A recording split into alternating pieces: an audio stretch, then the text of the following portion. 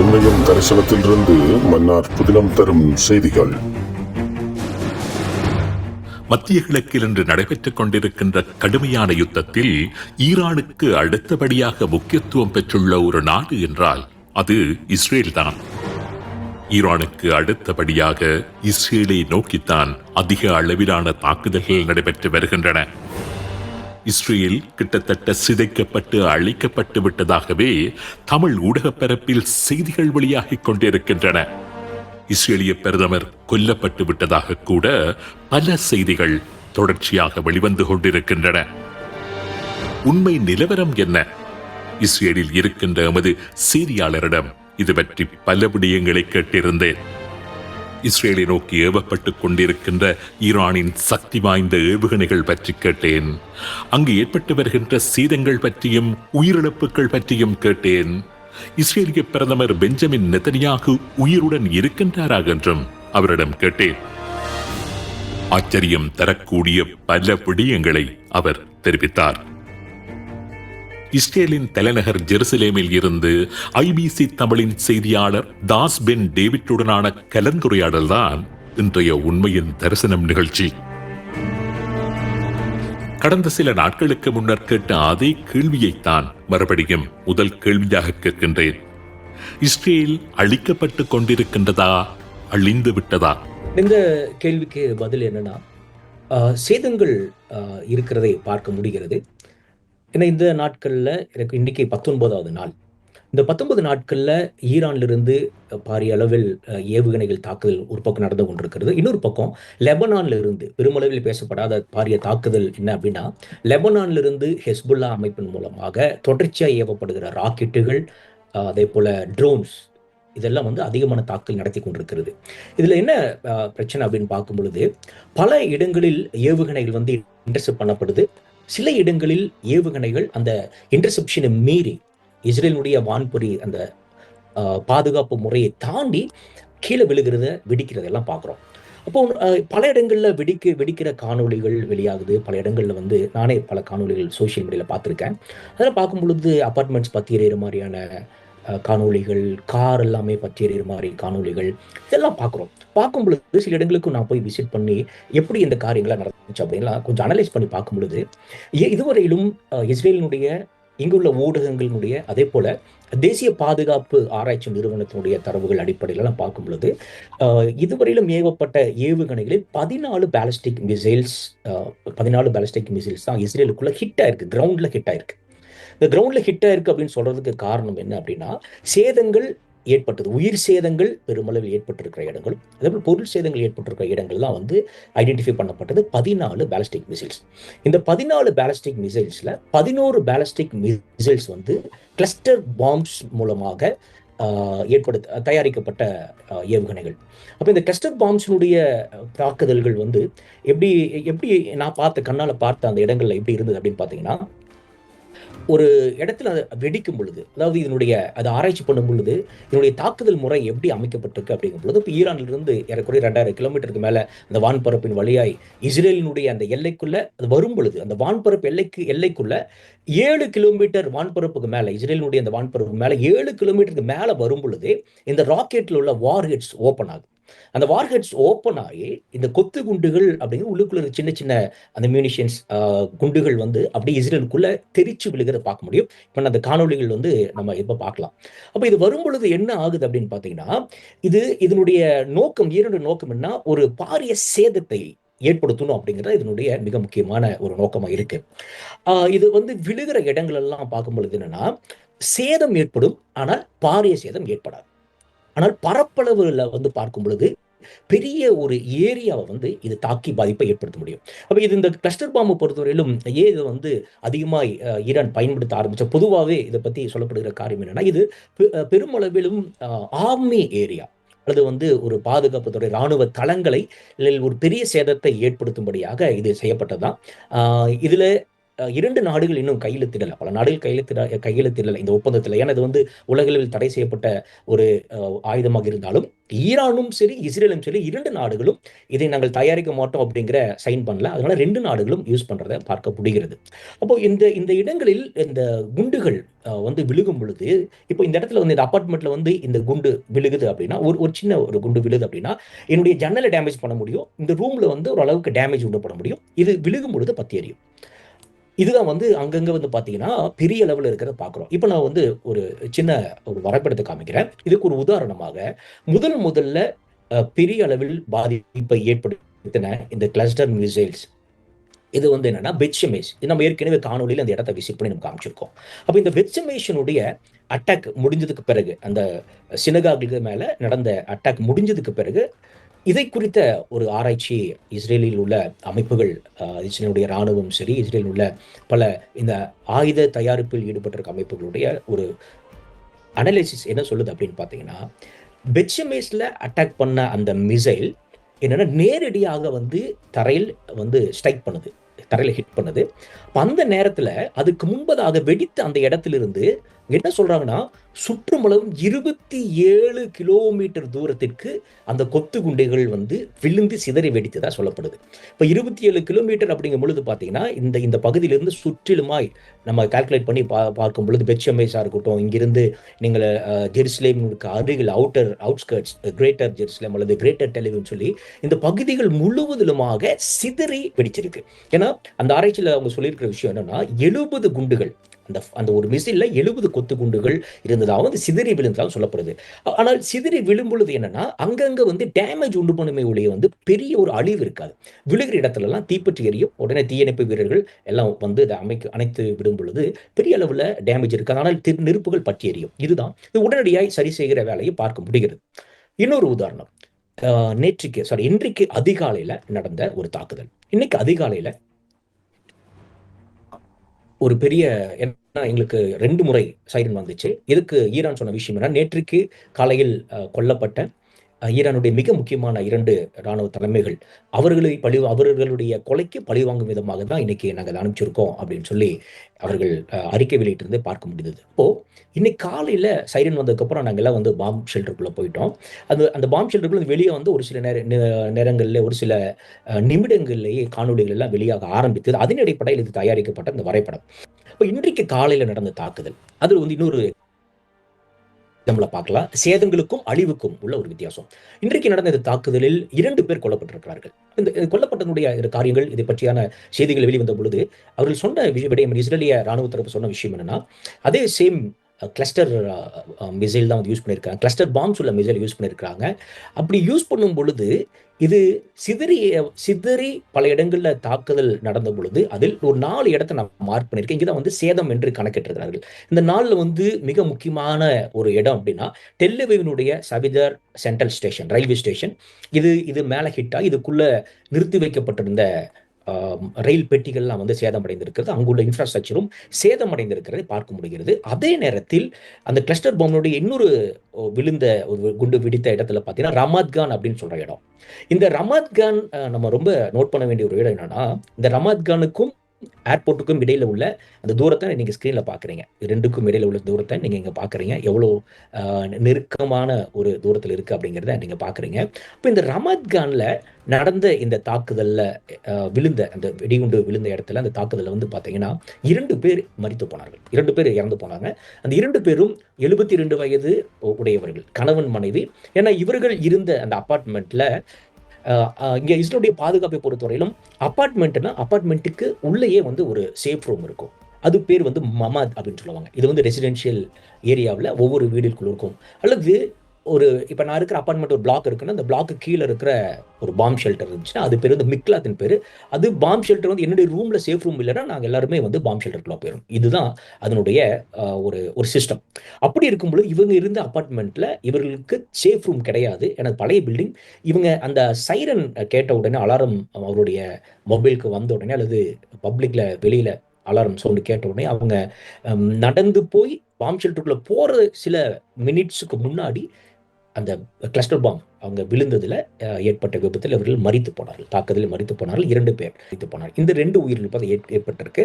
மற்றபடி பெனி பெராக்லாம் வந்து பார்த்தீங்கன்னா இதனுடைய கிளஸ்டர் பாமாக இருக்கட்டும், அதே போல் வந்து துண்டுகளினுடைய ஸ்பாட், அதாவது ஒரு பக்கம் அழிவை ஏற்படுத்துகிறது, பாதிப்பை ஏற்படுத்து கிளஸ்டர் குண்டினுடைய வெடித்து செதுகிற அந்த தன்மையும், இன்னொரு பக்கம் இன்டர்செப்ட் பண்ணப்படும் பொழுது இப்போ வானிலையே இஸ்ரேலினுடைய வான் பொறிமுறை அந்த பாதுகாப்பு அமைப்பு மூலமாக டேவிட் ஸ்லிங்காக இருக்கட்டும், ஆரோவும் நேரட்டோவாக இருக்கட்டும், அல்லது ஐண்டோமா இருக்கட்டும், இதன் மூலமாய் அழிக்கப்படும் பொழுது, இன்டர்செப்ட் பண்ணப்படும் பொழுது கீழே விழுந்து வெடித்து சிதறுகிற அந்த ஒரு சில நேரங்களில் வந்து பார்த்தீங்கன்னா இப்போ ஜெருசலேமில் என்ன பண்ணாங்க அப்படின்னா அதனுடைய என்ஜின் கண்டுபிடிச்சாங்க. ஒரு மிசைலினுடைய என்ஜின் வந்து கீழே எரிஞ்சு விழுந்த ஒரு பாகம்.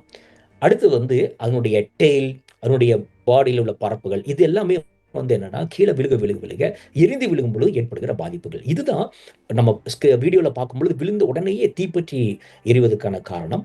அப்போ இந்த கிளஸ்டர் பாம்ஸ் வந்து பெரிய அளவில் விழுந்து வெடிக்கிறது, ஆனால் வெடிக்கும் பொழுது அழிவை ஏற்படுத்தவில்லை, பாதிப்பை ஏற்படுத்துகிறத இங்கே பார்க்குறோம்.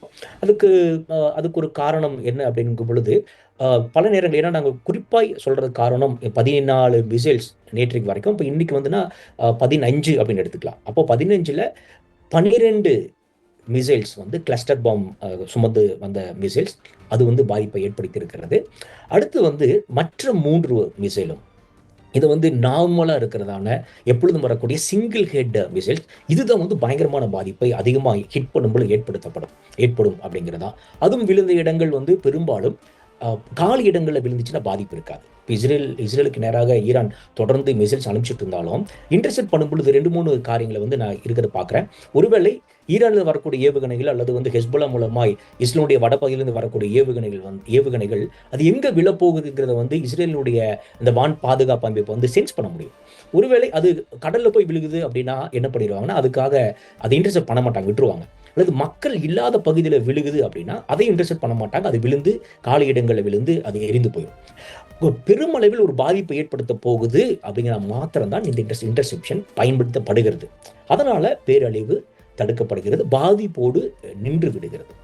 இதுதான் வந்து நான் உயிரிழப்புகள் பெரிய அளவில் ஏற்படாத காரணம் இங்குள்ள சிஸ்டம், இங்குள்ள அந்த மக்களை பாதுகாப்பதற்காக இஸ்ரேலிய அரசாங்கம் ஏற்படுத்தி வைத்திருக்கின்ற பாதுகாப்பு அமைப்புகள், அதே போல இன்டர்செப்ஷன் வான் பாதுகாப்பு பொறிமுறை, அது பல நேரங்களில் அது சரியாக இன்டர்செப்ட் பண்ணுது. ஆனாலும் அதை மிஞ்சி அதை தாண்டியும் அந்த பொறிமுறைகள் எல்லாம் தாண்டியும் அது இஸ்ரேலுக்குள்ள விழுந்து பாதிப்பையும் சேதத்தையும் அழிவையும் ஏற்படுத்தியிருக்கிற காரியங்களை நான் பார்க்க முடியும்.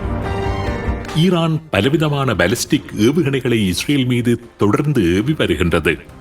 கிளஸ்டர் மிசைல்ஸ், ஹைப்பர்சானிக் மிசைல்ஸ் என்று விதமான ஏவுகணைகள். ஆனாலும் இஸ்ரேலில் ஏற்பட்டுள்ளதாக கூறப்படுகின்ற உயிரிழப்புகள் மிகவும் குறைவானதாகவே கூறப்பட்டு வருகின்றன. உண்மையிலேயே அங்கு குறைந்த எண்ணிக்கையில் தான் பொதுமக்கள் கொல்லப்படுகின்றார்களா, அல்லது பொதுமக்களின் இழப்பை அரசாங்கம் குறைத்து வெளியிட்டு வருகின்றதா?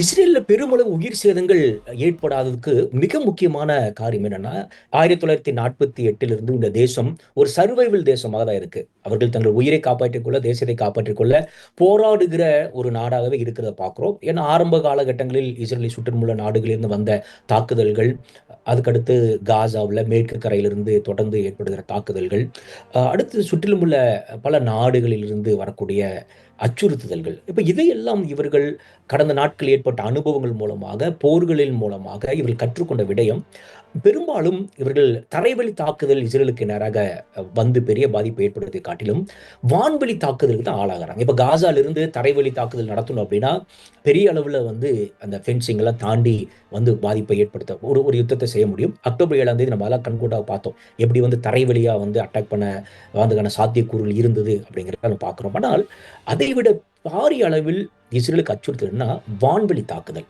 இஸ்ரேலை தாக்கணும்னா தரைவழி கடல்வழியை காட்டிலும் வான்வெளி தாக்குதல்கள் தான் அவளுக்கு ஒரு மிகப்பெரிய ஆப்ஷனாக ஒரு முக்கியத்துவம் வாய்ந்ததாக இருக்கு. அதன் அடிப்படையில் தான் கடந்த காலங்களில் 1947 இருந்து இவர்கள் தொடர்ச்சியாக தாக்குதலை நடத்தி கொண்டிருக்கும் இஸ்ரேல் இதிலிருந்து எப்படி நாட்டையும் மக்களையும் பாதுகாக்க வேண்டும், உயிரிழப்புகளை பாரிய அளவில் தடுக்க வேண்டும் என்பதற்காக இவர்கள் ஏற்படுத்தின சிஸ்டம் தான் இன்னைக்கு இவ்வளவு கடினமான தாக்குதல்களுக்கு மத்தியிலும் மக்களை பாதுகாக்குது. அதுக்கு முதல் காரியம் என்ன அப்படின்னு இந்த யுத்தத்தை பொறுத்தவரையிலும், இந்த யுத்தத்தினுடைய முதல் நாள் ஒரு ஷபாத் டே இருந்தது. ஏன்னா முதல் நாள்ல இஸ்ரேல், அமெரிக்காவும் இஸ்ரேலும் இணைந்து ஈரானை தாக்கும்போது இவர்களுக்கு தெரியும் நிச்சயமாகவே ஒரு பயங்கரமான தாக்குதல் இருக்கும் அப்படிங்கிற எதிர்த்தாக்கல் இருக்குன்னு தெரியும். அந்த நாள்ல இஸ்ரேலை பொறுத்தவரையில மக்கள் யாருமே வெளியிருக்க மாட்டாங்க. இந்த நாள்ல வந்து இந்த ஷபாத் டேஸ்ல வந்து பாத்தீங்கன்னா மக்களுடைய போக்குவரத்து குறைவா இருக்கும். பெரும்பாலும் ஆஃபீஸஸ் எல்லாம் க்ளோஸ் பண்ணப்பட்டிருக்கும். வீடுகளை விட்டு மக்கள் வெளியே வர மாட்டாங்க. ஸ்கூல்ஸ் எல்லாமே க்ளோஸ் பண்ணப்பட்டிருக்கிறதுனால இந்த மிசைல்ஸ் எதிர்த்தாக்குதல் நடக்கும் பொழுது மிசைல்ஸோ பாம்போ பிளாஸ்ட் ஆனாலுமே மக்கள் சேதம் வராது அப்படிங்கிறதுக்காக ஒரு வேலை இருக்கலாம் அந்த அந்த நாளை தேர்ந்தெடுத்தது. அதுக்கு பிறகு ஏன்னா சண்டே முதல் வேலை நாள் கவர்மெண்ட் யுத்தம் அப்படிங்கிறதுனால வந்து எமர்ஜென்சி அறிவித்தது. முதல் நாள், இரண்டாவது நாள் எமர்ஜென்சியாக இருந்தது. மூன்றாவது நாள் இருந்து அவர்கள் அதை பல கட்டுப்பாடுகளை தளர்த்தி எல்லாருமே வெளியே வரவும் கூடி வர்றதுக்கான பல காரியங்களை தளர்த்தினார்கள். இதனுடைய சிஸ்டம் எப்படி அப்படின்னா, முதல் முறையாக நான் அக்டோபர் 7ஆம் தேதி அந்த வார் டைம்ல எல்லாமே இருந்ததுனால சொல்றேன். அக்டோபர் 7ஆம் தேதி இருந்த சிஸ்டம் எப்படி இருந்ததுன்னா, ஒரு மிசைல் வருதுன்னா மிசைல் வர்றதுக்கு முன்னாடி இப்ப நான் இருக்கிற ஏரியாவில் 1.5 நிமிஷம் தான் வந்து எனக்கு டைம். எனக்கு ஒரு அலாரம் வந்துச்சுன்னா 1.5 நிமிஷத்துல வந்து என்னுடைய மொபைலுக்கு வந்து 0 வேலை வைக்கிறச்சுன்னா அதில் ஆஃபீஸ் இருக்கிற இடத்துல மைக்ஸ் வந்து அதில் அனௌன்ஸ் பண்ணுவாங்க, இமிடியேட்டா பாம் ஷெல்டருக்குள்ள போங்க அப்படிங்கிறது. ஆனால் அந்த தாக்குதல், ஹமாஸினுடைய தாக்குதலில் இவர்கள் கற்றுக்கொண்ட பாடம் என்னன்னா, மக்கள் 1.5 நிமிடத்துல இவர்கள் போகும் பொழுது நிறைய பேர் வந்து வயதானவர்கள், டிசேபிள் பர்சன்ஸ்லாம் வந்து காயமடைகிறதையும் அவர்கள் வந்து உயிரிழப்பு ஏற்படுகிறதையும் அறிந்ததுனால என்ன பண்ணாங்கன்னா, அதுக்கப்புறம் ஹெஸ்புல்லாவுடைய தாக்குதல் ஆரம்பித்த அந்த காலகட்டங்களையும் சரி, ஈரானோடு நடந்த 12 நாள் யுத்தத்திலையும் சரி, 30 நிமிடத்துக்கு முன்பதாகவே இன்றைக்கு இந்த யுத்தத்தில் இந்த 19 நாட்கள் ஆனாலுமே இதுவரையிலும் அபிஷியலி வந்திருக்கிற செய்திகள் என்னன்னா 16 பேர் தான் உயிரிழந்திருக்கிறார்கள். 3000க்கு மேற்பட்டவர்கள் காயமடைந்திருந்தாலும் 16 பேர் தான் உயிரிழப்புகள் ஏற்பட்டிருக்கிறது. இதுக்கு இப்போ இதனுடைய மிக முக்கியமான காரியம் தான் இப்ப நான் சொல்ல போற விஷயம். ஈரானிலிருந்து மிசைல் அங்கிருந்து புறப்பட்ட உடனேயே 15 நிமிஷம் தான். ஒரு பாலிஸ்டிக் மிசைல் இஸ்ரேலுக்குள்ள வர்றதுக்கு டிராவலிங் டைம் 15 நிமிஷம். இதே இது ஒரு ட்ரோன் வர்றதுன்னா அதுக்கு வந்து it will take ½ an hour ஒரு 45 minutes.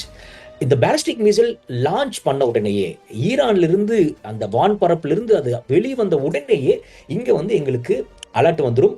அடுத்த சில நிமிடங்களில் அல்லது அடுத்த அரை மணி நேரத்தில் உங்களுக்கு வந்து மிசைல் வந்து நீங்க இருக்கிற இடத்தை தாக்குவதற்கான சாத்தியக்கூறுகள் இருக்கிறது. நீங்கள் வந்து பாம் ஷெல்டருக்கு போற நீங்க ஆயத்தமாயிருங்க. அப்போ 2 வருடத்துக்கு முன்பதாக ஒரு மனுஷனுடைய அவன் உயிர் பிழைப்பதற்கு 1.5 நிமிஷம் தான் டைம்.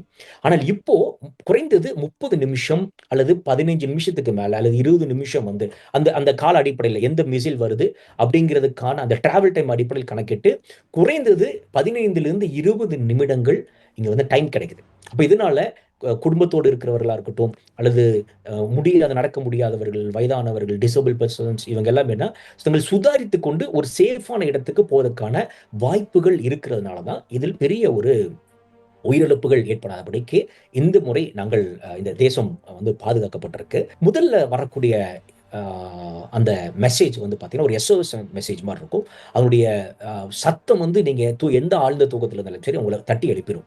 நீங்க வந்து அதுக்கப்புறம் தூங்கவே முடியாது. இது வந்து ஒரு SMS வரும்.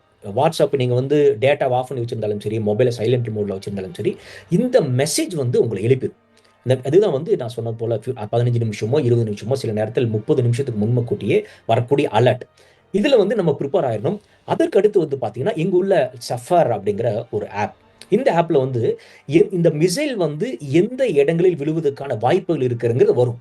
இதுதான் வந்து இது இப்போ வந்து அட்வான்ஸ்டா என்ன பண்ணிருக்காங்க அப்படின்னா, இப்போ நார்த்ல வருதுன்னு வச்சுக்கோங்களேன், இஸ்ரேலுடைய வடபகுதியில இந்த மிசைல் வந்து விழப்போகுது அப்படின்னா, நாங்க வந்து இப்போ இஸ்ரேலுடைய சென்ட்ரல் இஸ்ரேல் இருக்கிற வந்து நாங்க பயப்பட தேவையில்லை. ஏன்னா இது வந்து அடுத்த கட்ட எச்சரிப்பு கரெக்டா வந்து எந்த இடத்துல விழப்போகுதுங்கிற ஒரு அப்ராக்சிமேட் ஒரு கால்குலேஷன் வந்து அதை காமிச்சோம்.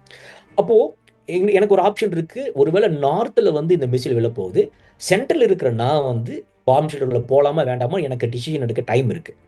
ஓகே, அடுத்து இந்த நான் இருக்கிற இடத்தை நோக்கி இந்த மிசைல் வருது அப்படின்னா அடுத்த கட்டத்தில் வந்து என்ன வரும்னா எனக்கு இன்னொரு மெசேஜ் வரும். நீ இருக்கிற இடத்துல இதுதான் வந்து ரொம்ப முக்கியமா இருக்கும். நான் அதுவும் வந்து உங்களுக்கு ஸ்கிரீன்ல நாங்க வந்து உங்களுக்கு ஒரு இதில் காமிக்கிறோம். என்ன அப்படின்னா இப்போ ஜெருசலேம் இங்கே இருக்கும். இப்போ இந்த மாதிரியான ஒரு இது இருக்கும். நம்ம ஸ்க்ரீனில் இன்னும் தெளிவாக காமிக்கிறோம். Rocket and missile fire in your area. Time of arrival to the protected room 1.5 minutes enter the protected space. இது வந்து என்னன்னா, ஒருவேளை கன்ஃபியூஷன்ல இருக்கான்னு வச்சுக்கோங்களேன், மிசைல் வருது, அலர்ட் வந்துருச்சு, அடுத்து வந்து இந்த ஆப்ல இருந்து எந்த இடத்துல விழுக போகுதுங்கிறது எல்லாமே வந்துட்டு இருக்கும் பொழுது, நான் எனக்கு உயிர் ஆபத்தா அப்படிங்கிறப்போ எனக்கு துல்லியமாக நான் இருக்கிற பகுதியை குறிப்பிட்டு ஜெருசலேம் சென்டரோ, ஜெருசலேம் சவுத்தோ அல்லது ஜெருசலேம் நார்த்தோ அப்படின்னு சொல்லி அந்த பகுதிக்கு அலாரம் வரும். நீங்க பாம் ஷெல்டருக்குள்ள போயிடலாம் அப்படிங்கும் பொழுது இதிலிருந்து தான் 1.5 நிமிஷம். அப்போ உங்களுக்கு ஒரு டைம் ஸ்பேன் வந்து அலாரம் மிசைல், அது மிசைலா இருக்கட்டும், ட்ரோன்ஸாக இருக்கட்டும், இவர்கள் வரக்கூடிய டிராவல் டைமை கணக்கிட்டு இவர்கள் ஒரு கால இடைவெளி தரப்படுறதுனால மக்கள் வந்து பாதுகாப்பான பகுதிகளுக்குள்ள போக வாய்ப்பு இருக்கிறது. பெரும்பாலும் இஸ்ரேலினுடைய பப்ளிக்கை பொறுத்தவரையிலும் இங்கு உள்ள பஸ் ஸ்டாண்ட்ஸாக இருக்கட்டும், அல்லது இங்கு உள்ள ஏர்போர்ட் அல்லது இங்க இருக்கின்றதான ரயில்வே ஸ்டேஷன்ஸ் எல்லாமே பார்க்கிங் ஏரியாஸ் வெளியில எல்லாமே நீங்க வந்து பாத்தீங்கன்னா பாம் ஷெல்டராக தான் இயங்கும். வெளியில போயிட்டு தான் கவலை இல்லை. இதனால் பாரிய அளவில் இந்த ஒரு பாதுகாப்பு முறை மக்கள் மேல தாக்குதல் வரக்கூடாது, மக்கள் இதில் சிக்கிவிடக்கூடாது என்பதற்காக இதனுடைய பாதுகாப்பு கட்டமைப்பு மிகவும் ஒரு ஸ்ட்ராங்கான அமைப்பாக இருக்கிறதுனால தான் உயிரிழப்புகள் தடுக்கப்படுகின்றன. முக்கியமாக இஸ்ரேலிய பிரதமர் பெஞ்சமின் நெத்தனியாகு தொடர்பாக வெளிவந்து கொண்டிருக்கின்ற செய்திகள் பற்றி கேட்டேன். நெத்தனியாகு கொல்லப்பட்டு விட்டதாக சமூக ஊடகங்கள் கிட்டத்தட்ட முடிவே செய்துவிட்டன. உண்மை என்ன என்று இஸ்ரேலில் இருக்கும் எமது செய்தியாளரிடம் கேள்வி எழுப்பினேன். இஸ்ரேலை பொறுத்தவரையிலும் ஒரு சின்ன நாடு. இப்ப இந்தியாவில் உள்ள மேகாலயா காட்டில் சின்ன ஒரு குட்டி நாடு. இதுல வந்து நான் ஜெருசலேம்ல இருக்கேன். நத்தனியோட ஆஃபீஸ் ஏற்கனவே நம்ம ஒரு காணொலி பண்ணியிருந்தோம். அதை தாண்டி தான் வந்து ஒவ்வொரு நாளும் நாங்கள் கிராஸ் பண்ற இடம் அதுதான். இன்னும் டெல்லிவில வந்து அஃபிஷியலான இன்னொரு வேற இடம் இருக்கலாம்.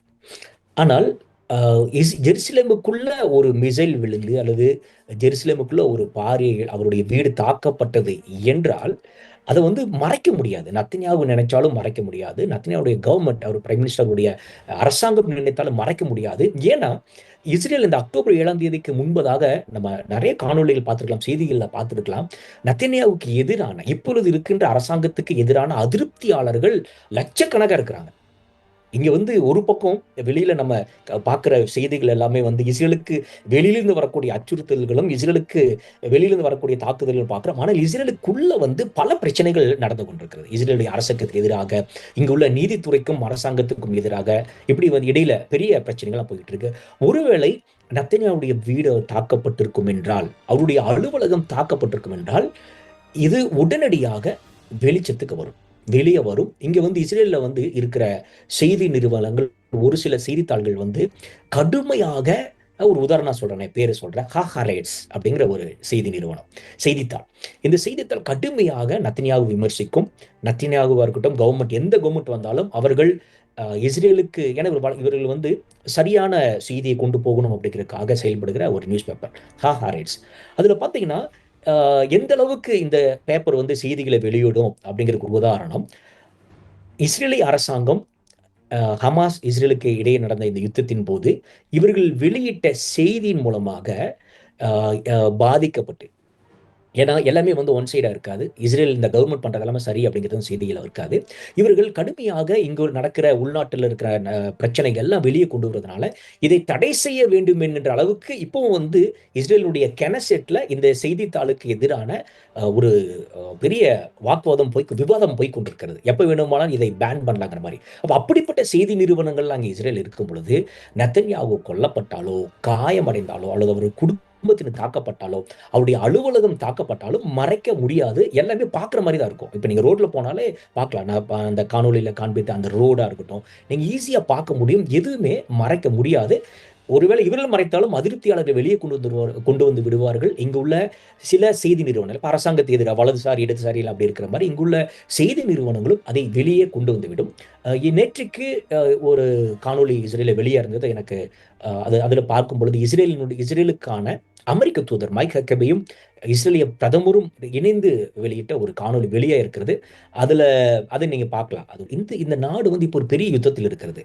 அமெரிக்காவோடு அவர் தொடர்பு கொள்ளணும், அதே போல உள்நாட்டு விவகாரங்களை கவனிக்கிற இராணுவத்தினரோடு அவர்கள் தொடர்பு கொள்ளணும், உளவுத்துறையோடு தொடர்பு கொள்ளணும் கட்டளை. ஏன்னா இஸ்ரேலை பொறுத்தவரையிலும் இப்போ நேற்றைக்கு ஒரு செய்தி வந்துருக்கு, நேற்றைக்கு மதியத்துக்கு மேலே ஒரு செய்தி வந்திருக்கு. என்ன அப்படின்னா, இஸ்ரேலுடைய இராணுவமாக இருக்கட்டும், இஸ்ரேலுடைய விமானப்படையாக இருக்கட்டும், ஒரு தேசத்தினுடைய மிக முக்கியமான ஆளுமைகளை அல்லது தலைமைகளை அளிக்க வேண்டும் என்றால் அதற்கு முன்பதாக அரசியல் அமைப்பினோட அல்லது அரசாங்கத்தினுடைய அனுமதி தேவை. அதுதான் இப்போ ஈரானுடைய உயர்மட்ட தலைவராக இருக்கட்டும், நேற்றைக்கு கொல்லப்பட்ட 2 இராணுவ தலைமைகளாக இருக்கட்டும், இவர்களை வந்து இஸ்ரேலுடைய ஏர்ஃபோர்ஸாக இருக்கட்டும் அல்லது மொசாதா இருக்கட்டும், இதில் யாருமே நேரடியாக போய் தங்களுக்கு தோணியபடி கொலை செய்ய முடியாது, அழிக்க முடியாது. அப்படி செய்வதற்கு முன்பதாக இஸ்ரேலுடைய அரசாங்கத்தினுடைய ஒப்புதல் வேண்டும். இப்போ அப்படி இருக்கும் பொழுது ஒருவர் நெத்தன்யாகு உயிரோடு இல்லை என்றால் நேற்றைக்கு நடந்த 2 அந்த தலைமைகளுக்கு எதிரான தாக்குதலாக இருக்கட்டும், அதற்கு முந்தின தினங்களில் மிக பாரிய அளவில் ஈரானுக்குள்ள நடக்கிறதான தாக்குதல்கள், இதில் பல கமாண்டர்ஸால் அழிக்கப்பட்டிருக்கிறாங்க. இது இன்னொரு பக்கம் வந்து ஹெஸ்புல்லாவுக்கு எதிராக நடக்கிற தாக்குதலையும் மிக முக்கியமான தலைமைகள் கொல்லப்பட்டிருக்கிறது. அப்போ நெத்தன்யாகு மறைந்திருந்தால் கமாண்ட் கொடுக்க முடியாது. இன்னொரு பக்கம் என்னன்னா, அவர் வந்து அமெரிக்காவினுடைய அரசாங்கத்தையும் அமெரிக்காவினுடைய அரசாங்கத்தில் இருந்து இஸ்ரேலோடு தொடர்பு கொள்ள முடியாது. இதனால் இந்த யுத்தம் முன்னெடுக்கவே முடிந்திருக்க முடியாது. கடந்த இந்த 19 நாட்கள் அது நடந்திருது. ஒருவேளை நெத்தன்யாகு அவர்கள் கொல்லப்பட்டிருப்பார் என்றால் இப்படிப்பட்ட ஒரு முன்னெடுப்புகள் நடந்திருக்காது. ஏன்னா இது வந்து அவர் மூலமாக தான் அந்த கட்டளை மையம் என்று சொல்லும் பொழுது நெத்தன்யாகு அவருடைய அனுமதி இல்லாமல் இதெல்லாம் நடைபெறாது. ஆனால் இவர் வந்து கொல்லப்படலாம், ஒரு மனிதன் தானே, கொல்லப்பட வாய்ப்பு இருக்கிறது, தாக்குதல் நடத்த வாய்ப்பு இருக்கிறது. ஆனாலும் இப்பொழுது உள்ள செய்திகளும் இஸ்ரேலில் நாங்கள் பார்க்கிற விடயங்கள், தரவுகள் அடிப்படையில் நெத்தன்யாகு உயிரோடு இருக்கிறார் என்பதுதான் உண்மை. இஸ்ரேலின் கள நிலவரங்கள் பற்றி இஸ்ரேலில் இருக்கின்ற எமது களச் செய்தியாளரிடம் இருந்து நாம் கேட்டறிந்து கொள்ள வேண்டிய இன்னும் ஏராளமான விடயங்கள் இருக்கின்றன. மற்றொரு நிகழ்ச்சியில் அவற்றினை விரிவாக பார்ப்போம்.